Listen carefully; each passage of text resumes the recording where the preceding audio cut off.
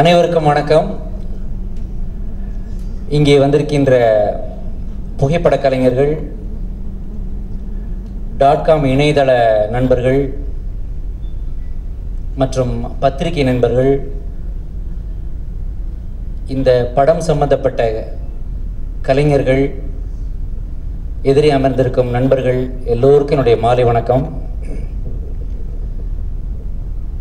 மேடையில் இருக்கவங்களை பற்றி சொல்லணும்னா எல்லாருமே ஒரு விதத்தில் பெரிய பெரிய சாதனைகளை பண்ணின பெரிய ஆர்டிஸ்ட், பெரிய டைரக்டர்ஸ், ஒரு தேசத்தை திரும்பி பார்க்க வைக்கிற நடிப்பை கொடுத்த ஒரு பெரிய ஆர்டிஸ்ட்டு, நல்ல தரமான படங்களை சிறப்பான முறையில் கொண்டு போய் மக்கள்கிட்ட சேர்க்குற தயாரிப்பாளர், மிகச்சிறந்த சினிமாட்டோகிராஃபர், ஒளிப்பதிவாளர் என்றெல்லாம் பாராட்டக்கூடிய ஒரு நல்ல ஒரு பேக்கேஜ்னு சொல்லுவாங்க. அது மாதிரி ஒரு நல்ல ஒரு டீம் இந்த டீம். விஐபியை பொறுத்த வரைக்கும் எல்லோரும் என்கிட்ட வந்து இப்போ வரும்போது உள்ளே வரும்போது கேட்டாங்க, சார் படிக்காதவன் மாதிரி இருக்குமான்னு ஒரு கேள்வி கேட்டாங்க. படிக்காதவன் வேற, வேலையில்லாத பட்டாதாரி வேற. அவன் சுத்தமாக படிக்காதவன், இவன் படிச்சுட்டு வேலை இல்லாமல் கஷ்டப்பட்டு இவன் வாழ்க்கை என்னாச்சு அப்படின்றது தான். என்னோட கேரக்டரை பொறுத்த வரைக்கும் இதில் ஒரு ஸ்பெஷல் கேரக்டர் தான் பண்ணியிருக்கேன். செகண்ட் ஹாஃபில் தான் வர்றேன். ஆனால் இதுவரை நான் தனுஷோடு நடித்த அத்தனை படங்களுமே எனக்கு என்னை ஏமாற்றியதில்லை, தயாரிப்பாளரையும் ஏமாற்றியதில்லை, ரசிகர்களையும் ஏமாற்றியதில்லை. அது மாதிரி ஒரு சிறந்த கேரக்டர் இருந்தால் தான் அவர் என்னை கூப்பிடுவார். அப்படித்தான் படிக்காதவன் பண்ணேன், அப்படித்தான் மாப்பிள்ளை பண்ணேன், அப்படித்தான் உத்தமபுத்திரன் பண்ணேன், அப்படித்தான் இந்த படத்தையும் பண்ணியிருக்கேன். முதல்ல நான் படத்தை பற்றி சொல்கிறதுக்கு முன்னாடி இங்கே உள்ள கலைஞர்கள் சில பேர்கிட்ட மன்னிப்பு கேட்கணும். முதல் மன்னிப்பு வந்து அமலாபால்கிட்ட கேட்கணும். ஏன்னா அவங்க ரொம்ப ஷூட்டிங் ஸ்பாட்டில் வச்சு வெட்டிங் இன்விடேஷன் கொடுத்தாங்க.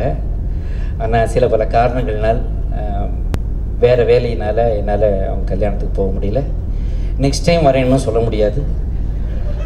So I wish them good luck. அந்த டைமில் என்னால் விஷ் பண்ண முடியல. இப்போது ஏங்க, பட் அவங்க அதோடு அவங்களுடைய ஃபில்ம் கேரியர் முடிஞ்சிச்சுன்னு மட்டும் நினைக்காதீங்க. ஒரு மிகச்சிறந்த நடிகை அவங்க. அதனால் அர்னால்டு ஸ்விஷ்நகர் மாதிரி ஐ வில் பி பேக் அப்படின்னு சொல்லி அவங்க திரும்பவும் வருவாங்க. அப்புறம் சுரபியை பற்றி சொல்லணும். எனக்கு ரொம்ப பிடிச்ச heroine Surabhi. One of the most beautiful heroines we have. அப்படி சொல்லும்போது அமலாபால் கோச்சுக்க கூடாது. ஏன்னா இப்போ கல்யாணமாகி போயிட்டாங்கன்ற ஒரு சின்ன ஒரு அலவன்ஸில் நான் இதை சொல்கிறேன், தப்பாக எடுத்துக்காதீங்க. ஆனால் சுரபி எங்கள் முதல்ல பார்த்தப்போ இந்த ஹோட்டலில் ஒர்க் பண்ணுற பொண்ணு மாதிரி இருந்துச்சு. அந்த ட்ரெஸ்லாம் போட்டோன்னே யாரோ இங்கே ஹோட்டலில் ஒர்க் பண்ணுறாங்க போல இருக்கு, நம்ம டேபிளுக்கு வந்து ஆர்டர் எடுப்பாங்களான்னு பார்த்தேன். அது ஒரு ஸ்டைலாக போட்டிருந்தாங்க. பட்டு என்ன ஒரு ஷார்ட்டுக்கு கூப்பிட்டாங்கனாக்க சுரபி என்ன வேலையாக இருந்தாலும் டக்குன்னு அதை போட்டுட்டு ஷார்ட்டுக்கு ஓடி வந்துடுவாங்க. இப்போ கூட அந்த மாதிரி ப்ரெஸ் மீட் இருக்கிறதுனால டக்குன்னு பேண்ட்டு போட மாட்டாங்களோன்னு நினச்சிட்டேன். அப்புறம் பார்த்தா அதுதான் இப்போ உள்ள ட்ரெண்டு, அதுதான் இப்போ உள்ள ட்ரெஸ்ஸுன்னு சொன்னாங்க. But she looks very nice on that. அதே மாதிரி இங்கே வந்து அமிதாஷ் இருக்கார். அமிதாஷ் வந்து ரொம்ப கம்மியாக பேசிட்டு போயிட்டார். பட் ஆக்சுவலாக நான் சில பேரை வந்து ஃபோர்ஸி பண்ணுவேன். பார்த்து இவங்க நல்லா வருவாங்கன்னு சொன்னவங்க எல்லாருமே மிகப்பெரிய ஹைட்ஸ் போயிருக்காங்க. அதுக்கு நிறைய உதாரணங்கள் இருக்குது. இந்த 27 வருஷத்தில் நான் சொன்ன சில பேரை பார்த்து இவங்க நல்லா வருவாங்கன்னு சொன்னவங்க பெரிய ஹைட்ஸ் போயிருக்காங்க. அதுக்கு நிறைய பேரை சொல்லியிருக்கேன். ஒரு உதாரணம் சொல்கிறேன். ஒரு பையன் சட்டை இல்லாமல் லாரிக்கு முன்னாடி அந்த உடம்பை வச்சுக்கிட்டு ஒரு சாங்கில் நடந்து வர்ற மாதிரி ஒரு ஷாட்டு, கிட்டத்தட்ட 10 வருஷத்துக்கு மேலே இருக்கும். அந்த பையன் அவங்க ஃப்ரெண்ட்ஸோடு வந்து ஆதித்யா ஹோட்டலெலாம் உட்காந்து ஈவினிங் அப்படியே உட்காந்துருப்பான், பார்த்துருக்குறேன். அந்த பையன் அப்படி நடந்து வரும்போது என்னமோ தோணுச்சு, தமிழ் திரையுலகில் இந்த பையனுக்கு ஒரு பெரிய இடம் இருக்குது, இந்த பையன் ஒரு ட்ரெண்ட் செட்டிங்காக வரப்போகிறான் அப்படின்னு சொன்னேன். நினச்சேன், ஃப்ரெண்ட்ஸோடு பகிர்ந்துக்கிட்டேன். அந்த பையன் தான் இன்றைக்கி தேசிய விருது வாங்கிய நம்முடைய தனுஷ். இதுக்கு கை தட்டலைன்னா எதுக்கு தட்டப்போம்? அதே மாதிரி அடுத்த மன்னிப்புனாக்க நான் கேட்க விரும்புகிறது சரண்யா மேடத்துக்கிட்ட தான்.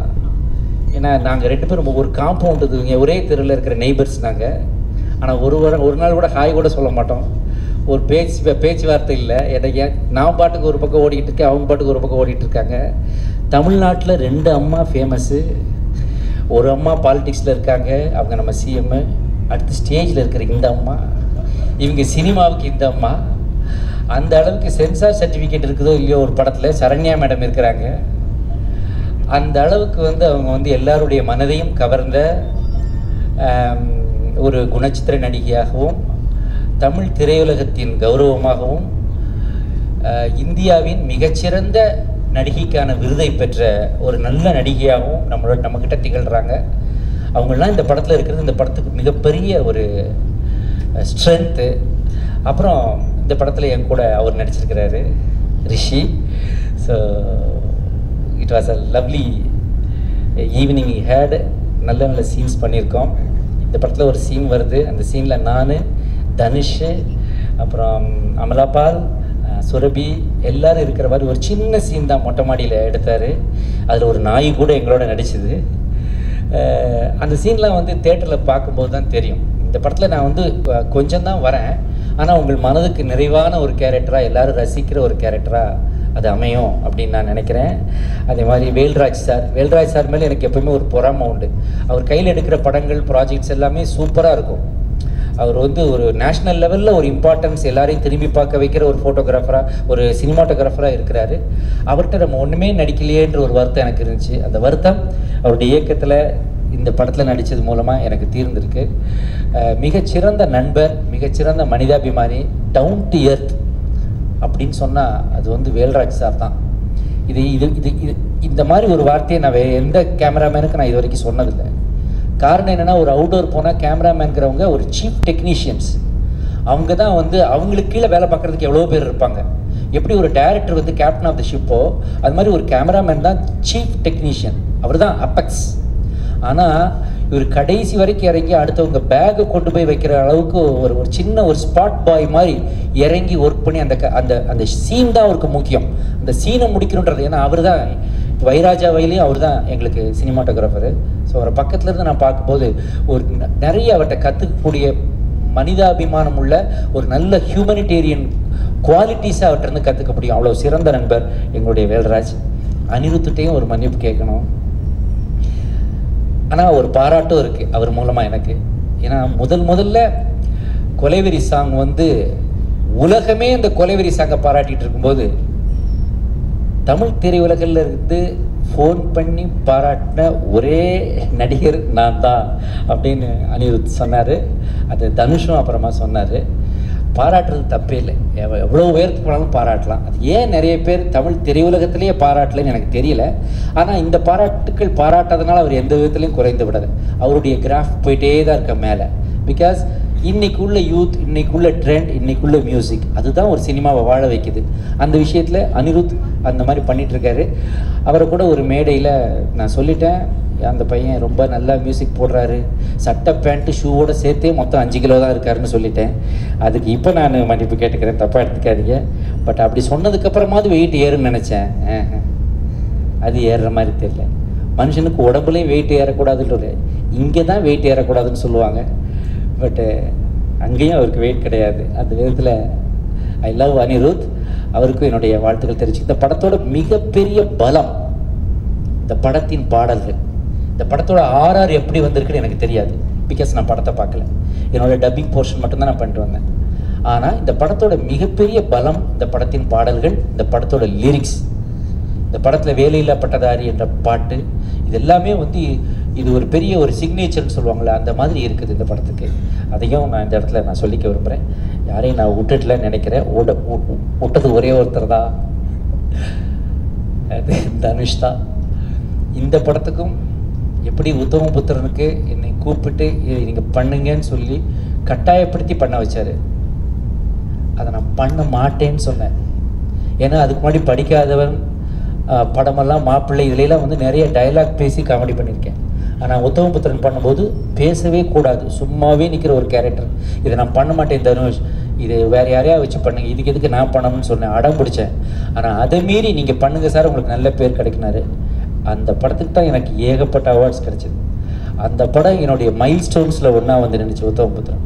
அதுக்கு நான் நன்றி சொல்லணும். அதே மாதிரி இந்த கதையும் என்கிட்ட கூப்பிட்டு சொல்லும்போது, இதை என்னை விட்டுருங்க, இது என்னால் பண்ண முடியாது, இன்னொரு டைமில் சந்திக்கலான்னு சொல்லிட்டு எந்திரிச்சு வந்துட்டேன். தனுஷ் பட் அவருடைய உயர்ந்த குணம் என்னென்னா, சார் நீங்கள் இதை பண்ணலன்னா கூட யாராவது ஒருத்தர் அதை பண்ணுவாங்க சார், பண்ணி இந்த கேரக்டர் ஜெயிக்கும் சார், ஜெயிச்சதுக்கப்புறம் அப்படின்னா அடுத்த டைலாக் என்ன சொல்லுவோம், உங்களை என் படத்தில் போடவே மாட்டேன் சார் அப்படி தான் சொல்லுவோம் அடுத்த டைலாக். ஆனால் அவர் சொன்னார், ஜெயிச்சதுக்கப்புறம் நான் ஜெயிச்சுட்டு வந்து உங்கள்கிட்ட நின்று அடுத்த படத்தில் உங்களை போடுவேன் சார்னு சொன்னார். அந்த கிரேட் குவாலிட்டி, அந்த தன்மை தான். நான் அப்படியே போகும்போது யோசிச்சுக்கிட்டே போனேன். ஒரு 10 நிமிஷம் கூட இருக்காது, ஃபோன் பண்ணி தனுஷ் நான் பண்ணுறேன் அப்படின்னு சொல்லிட்டேன். ஆனால் ஐ டோன்ட் ரெக்ரெட் இட். அவ்வளோ நல்ல ஒரு கேரக்டர் இந்த படத்தில் எனக்கு கொடுத்துருக்காரு. அவருக்கும் என்னுடைய இந்த படம் பெரிய வெற்றி அடைய போகுது, அது எனக்கு I can gauge it, I can sense it. ஏன்னா அந்த மாதிரி ஒரு நல்ல பேக்கேஜில் இதை மாட்டிக்கிச்சு. இன்றைக்கி படம் எடுக்கிறது முக்கியம் இல்லை, அதை ரிலீஸ் பண்ணுறது தான் முக்கியம். கல்யாண பொண்ணு மாப்பிள்ளை ரெடி, ஆனால் மண்டபம் இல்லை சித்ராமணி, மண்டபம் இல்லை. புரிஞ்சவங்க புரிஞ்சுக்கங்க, புரியாதவங்க புரிஞ்சவங்ககிட்ட கேட்டு தெரிஞ்சுக்கங்க. ஒரு வாரத்துக்கு மேலே ஒரு படத்துக்கு உயிர் கிடையாது, இன்னொரு படம் வந்து அதை அடிச்சிருது. இந்த ரீதியில் போயிட்டு இருந்தால் சின்ன தயாரிப்பாளர்கள் ரொம்ப கஷ்டப்பட போகிற ஒரு நேரம் வரப்போகுது. தமிழ் திரையுலகமே ஸ்டக் ஆகக்கூடிய ஒரு வாய்ப்பு இருக்குது. அன்னைக்கிளி படம் ரிலீஸ் ஆகி 15 நாள் கழித்து தான் பிக்கப் ஆச்சு. இன்றைக்கி இருக்க சூழ்நிலையில் ஒரு தேட்டரில் ஒரு படத்தை அவ்வளோ நாள் வச்சுக்க முடியுதா? ஒரு வாரத்தில் தூக்கிடுறாங்க. அன்னைக்கிளி படத்துக்கு இப்போ ரிலீஸ் ஆயிடுச்சுன்னா இளையராஜான்னு ஒருத்தர் வந்திருக்க மாட்டார். முதல் மரியாதைன்ற படம் இப்போ ரிலீஸ் ஆச்சுன்னா சிவாஜின்ற ஒரு மகோன்னதமான கலைகளின் நடிப்பு பாராட்டப்படாமல் போயிருக்கும். ராதான்ற ஒரு மகோன்னதமான நடிகையின் கிளைமாக்ஸில் அவர் நடித்த நடிப்பு பாராட்டப்படாமல் போயிருக்கும். அந்த படத்தின் இசை மக்களுக்கு சென்று சேராமல் போயிருக்கும். ஏன்னா அதுவும் 15 நாள் கழிச்சு தான் பிக்கப்பு. மவுத்து டாக்குன்னு ஒன்று வந்து மக்கள் தேட்டருக்குள்ளே போகிறதுக்கான அவகாசம் இன்று படங்களுக்கு கொடுக்கப்படுவது இல்லை. ஒரு வாரத்தில் ஒரு படத்தை தேட்டரில் இருந்து தூக்கிடுறாங்க, மேக்ஸிமம் 10 நாள். ஏன்னா அடுத்த இன்ஃப்ளக்ஸ் ஆஃப் ஃபிலிம்ஸ் நிறைய வந்துட்டே இருக்குது. இப்படி வந்துட்டே இருக்கும்போது எவ்வளவு பேர் தங்களுடைய படங்களை பெரிய படங்களுக்காக பயந்து பயந்து பயந்து தள்ளி போட்டு தள்ளி போட்டு தள்ளி போட்டு கடைசியில் வர முடியாமலேயே போகிற படங்கள் எல்லாம் இருக்கின்றன. இதற்கெல்லாம் தயாரிப்பாளர்கள் எல்லாம் ஒன்று சேர்ந்து ஒரு முறைப்படுத்தி இத்தனை நாளுக்கு ஒரு படம் இருக்கும், அதற்கப்புறம் இந்த படம் வர வேண்டும் என்று நெறிப்படுத்தவில்லை என்றால், தமிழ் திரையுலகத்தின் வெளியீட்டை நெறிப்படுத்தவோ முறைப்படுத்தவோ இல்லை என்றால் தமிழ் திரையுலகம் தமிழ்நாட்டில் விவசாயம் அழிவதை போல் அழியும். இது உண்மை. அதுக்கு முன்னாடி முழிச்சுக்கிட்டு இங்கே மதன் சார் இருக்காரு, இன்னைக்கு வந்து பேக்கேஜ் இவர் கையில் ஒரு படம் போச்சுன்னா அது ஜெயிக்கும், இவர் பேர் அதை கொண்டு போய் மக்கள்கிட்ட சேர்ப்பார். அந்த இது மதன் சார்கிட்ட இருக்கு, எஸ்கேப் ஆர்டிஸ்ட் மதன்கிட்ட இருக்கு. அவர் எஸ்கேப் ஆகாமல் அதை இருந்து செய்து முடித்து ஜெயிக்க வைக்கிறார். ஸோ அந்த பேக்கேஜில் எல்லா தயாரிப்பாளர்களாலையும் இருக்க முடியல. அதனால் நீங்களெல்லாம் சேர்ந்து, பெரிய மனிதர்களெல்லாம் சேர்ந்து இந்த ரிலீஸை வந்து ஒரு முறைப்படுத்தணும், இல்லாட்டி கஷ்டப்படும் என்பதை சொல்லி, விஐபியை பொறுத்த வரைக்கும் வேலையில்லா பட்டதாரி is a very important person இன்னைக்கு. ஸோ அதனால் அவருடைய இது வெறுமனே ஒரு கமர்ஷியல் படம்னு ஒரு வாரமாகவோ இல்லாட்டி ஒரு ஆர்ட் ஃபிலிம்னு இன்னொரு ஒரு வாரமாகவோ ஒதுக்க முடியாது இந்த படத்தை. இதில் கமர்ஷியாலிட்டியும் இருக்கிறது, அதே நேரத்தில் சமுதாயத்துக்கு சொல்ல வேண்டிய ஒரு நல்ல செய்தியும் இருக்கிறது. அதனால it has its own weight. இதுக்கு ஒரு சப்ஸ்டன்ஸ் இருக்கு, இதுக்கு ஒரு சிக்னிஃபிகன்ஸ் இருக்கு, இதில் ஒரு கான்ஷியன்ஸ் இருக்குது. நான் இதை சொல்ல, ஏன் இந்த படத்தை ஒரு பண்ணணும், இன்னொரு கமர்ஷியல் படம் பண்ணிட்டு போகலாமே தனுஷ். இந்த படம் முன்னாடியே இந்த கதை இது எல்லாமே அவருடைய மனதில் ஏற்கனவே உருவான விஷயம். இதற்கான தகுந்த நேரத்தை எதிர்பார்த்து கொண்டிருந்தார்.